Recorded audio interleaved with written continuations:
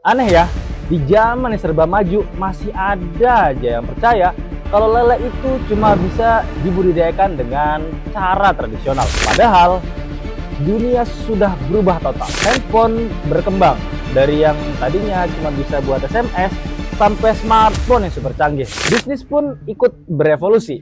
Gak ada yang stagnan. Dan budidaya ikan juga berkembang dari kolam tanah, transisi ke kolam terpal, sampai akhirnya muncul teknologi bioflok. Bioflok pun awalnya belum sempurna juga. Ada proses, ada pembelajaran, improvisasi, sampai akhirnya jadi sistem yang stabil dan efisien seperti sekarang. Tapi lucunya, masih ada aja orang yang skeptis. Ada yang bilang bioflok itu nggak efisien, bahkan ada yang bilang juga kalau bioflok itu cuma tren sesaat. Kita ini hidup di zaman teknologi yang melompat lebih cepat dari bayangan kita. Tapi kalian masih aja ngotot mempertahankan cara-cara yang diajarkan 20 tahun yang lalu. Kalau kalian masih pakai pola pikir lama di era yang sudah berubah, kalian bukan cuma tertinggal, tapi kalian akan ditelan oleh zaman. Karena waktu ini bergerak maju, bukan bertahan di titik yang sama. Untuk kalian yang baru pertama kali mampir ke channel ini, perkenalkan, nama saya Muhammad Syaiful Huda. Sekarang mari kita masuk ke inti pembahasan. Yang pertama, sistem tradisional. Ada dua jenis sistem tradisional. Ada budidaya kolam tanah dan ada budidaya kolam terpal. Keduanya sama-sama mengandalkan pergantian air.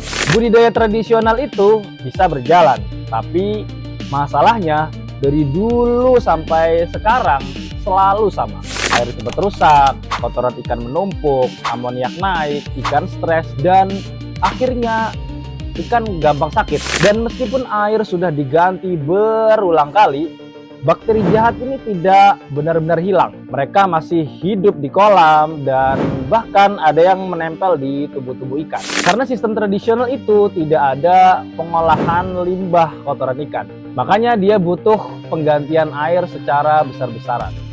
Semakin besar kolamnya, semakin besar kebutuhan airnya, dan semakin besar pula kebutuhan listrik yang harus dikeluarkan.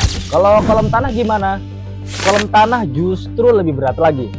Dia harus pakai mesin diesel untuk sedot air ya.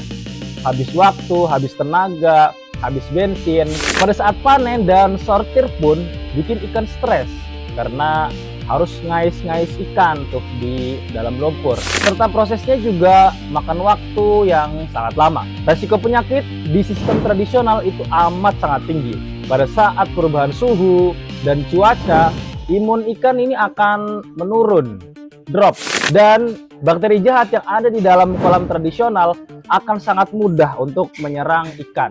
Makanya ikan lagi-lagi sakit, lagi-lagi sakit, lagi-lagi sakit.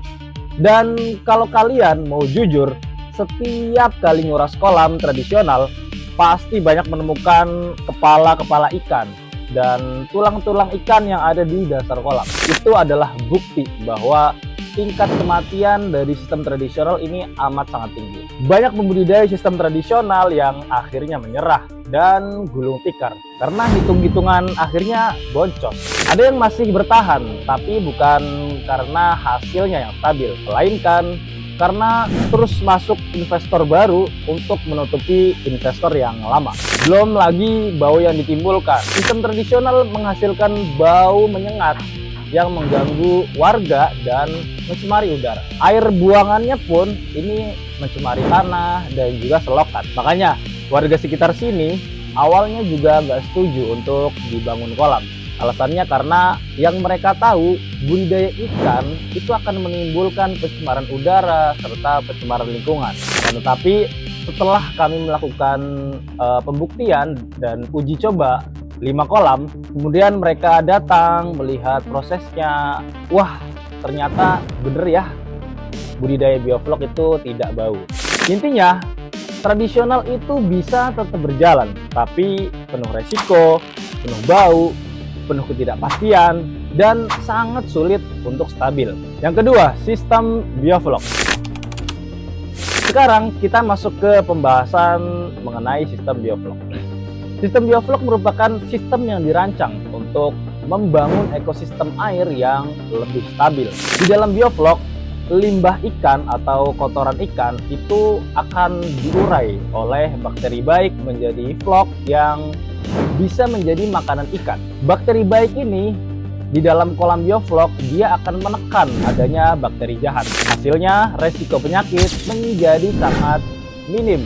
Meskipun ketemu cuaca ekstrim yang menyebabkan imunitas ikan ini menurun ya. Kemudian kualitas air ini jauh lebih stabil. Kita tidak perlu menguras air secara besar-besaran. Paling yang dibuang hanya 10% dari air dasar kolam saat panen atau saat vlog terlalu padat. Dan menariknya, air bioflok itu sangat ramah terhadap lingkungan. Bahkan bisa menyuburkan tanaman karena air bioflok ini mengandung unsur mikro dan unsur makro hasil dari proses nitrifikasi penguraian bakteri. Lalu dari sistem operasional gimana? Dari sisi operasional, bioflok ini sangat hemat terhadap penggunaan air, bahkan bisa turun 80-90%. Listrik pun lebih efisien karena hanya mengandalkan mesin aerator, bukan mesin sedot air yang besar. Tebar padat juga jauh lebih tinggi.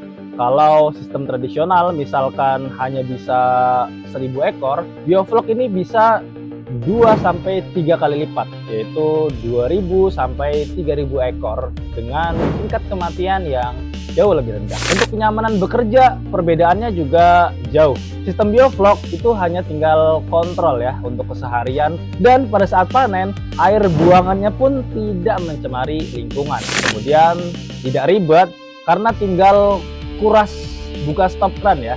Makanya saya selalu bilang, bioflok itu bukan hanya memelihara ikan. Bioflok itu membangun ekosistem air yang sehat, bersih, stabil, dan produktif. Baik untuk ikan, untuk pembudidaya, maupun untuk lingkungan di sekitarnya. Dan pada akhirnya pilihan tetap ada di tangan kalian. Mau tetap pakai cara yang lama, yang penuh ketidakpastian, atau beralih ke sistem yang lebih modern dan stabil. Yang jelas, dengan sistem yang tepat, pengetahuan yang benar, dan pendampingan yang intensif, budidaya itu tidak harus menjadi sebuah perjudian. Di Pesanele Group, kami bukan hanya memberikan teori. Kami hadir, kami dampingi, dan kami pastikan kalian tidak berjalan sendirian. Jangan lupa follow dan subscribe Pesanele Group. Ikuti terus perjalanan kami dari kolam menuju kesuksesan yang nyata. Pesanele Group, real progress, real success. Cukup sekian. Wassalamualaikum warahmatullahi wabarakatuh. Sampai jumpa di video selanjutnya.